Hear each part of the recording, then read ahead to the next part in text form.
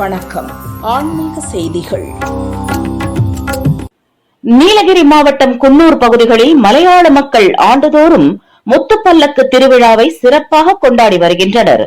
இந்த ஆண்டு 81வது முத்துப்பல்லக்கு விழா நேற்று காலை முதல் நள்ளிரவு வரை கோலாகலமாக கொண்டாடப்பட்டது. முக்கிய வீதிகள் வழியாக நடந்த பிரம்மாண்ட ஊர்வலத்தில் அம்மன் ஆனந்த சயன கோலத்தில் பக்தர்களுக்கு அருள் பாலித்தார். பல்லாயிரக்கணக்கான பக்தர்கள் கலந்து கொண்டு அம்மன் அருள் பெற்றனர். ஊர்வலத்தில் முத்துக்காளை அலங்கார வடிவமைப்பில் அம்மன் தேர் மின்னொளியில் ஜொலித்தது. செண்டை மேளம் முழங்க பெண் பக்தர்கள் மற்றும் ஆண் பக்தர்களின் தீர்த்தக்குட ஊர்வலம் வெகு விமர்சையாக நடைபெற்றது. விழாவில் தேவி, அனுமன், கருடன், மகாவிஷ்ணு உள்ளிட்ட கடவுள் உருவங்கள் பிரம்மாண்ட வடிவமைப்புகள் காட்சிப்படுத்தப்பட்டிருந்தது. கரடி, பாண்டா போன்ற பிரம்மாண்ட வேடம் அணிந்தவர்கள் நடனமாடி குழந்தைகள் முதல் பெரியவர்கள் வரை அனைவரையும் கவர்ந்தனர். அன்னதானம் வழங்கப்பட்டது. இன்னிசை கச்சேரி நடந்தது. விழா நிறைவாக நேற்றிரவு முத்துப்பல்லக்கு அம்மன் மின்னொளியில் அலங்கார தேர் ஊர்வலம் வான வேடிக்கைகளுடன் சிறப்பாக நடந்தது. விழாவில் மலையாள மக்கள் மட்டுமின்றி நீலகிரி மாவட்டத்தின் பல்வேறு பகுதிகளில் இருந்தும் வெளியூர்களில் இருந்தும் ஏராளமான பக்தர்கள் கலந்து கொண்டனர்.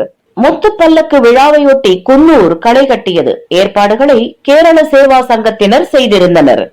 பல்வேறு அமைப்புகள் சார்பில் நீர்மோர் வழங்கப்பட்டது.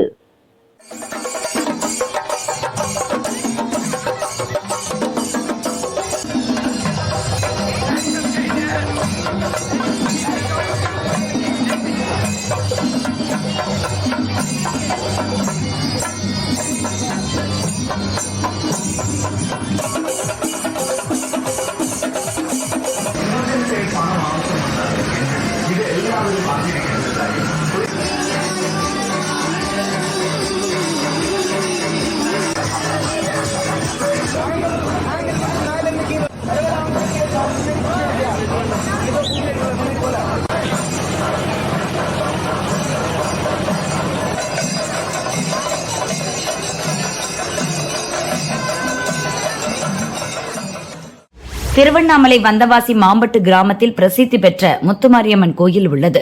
ஏரிக்கரை ஓரத்தில் 81 அடி உயரம் 18 கரங்களுடன் சர்வ மங்கள காளி சக்தி பீடத்தில் அம்மன் அருள் பாலிக்கிறார். சித்திரை மாத அமாவாசையை முன்னிட்டு கோயிலில் சிறப்பு அபிஷேக அலங்கார தீபாராதனை காட்டப்பட்டது. வாசனை திரவியம் மற்றும் மூலிகை வைத்து யாக வேள்வி நடத்தினர். மூலவர் மாரியம்மன் சந்தனக்காப்பு அலங்காரத்தில் அருள் பாலித்தார். தொடர்ந்து அம்மனுக்கு கலச அபிஷேகம் நடந்தது. இரவு அம்மன் உட்பிரகார உலா வந்தார். ஊஞ்சல் மேடையில் தாலாட்டு வைபவம் நடந்தது.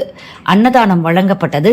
திரளான பக்தர்கள் ஓம் சக்தி பராசக்தி கோஷம் முழங்க அம்மனை தரிசித்து மனம் உருகினர்.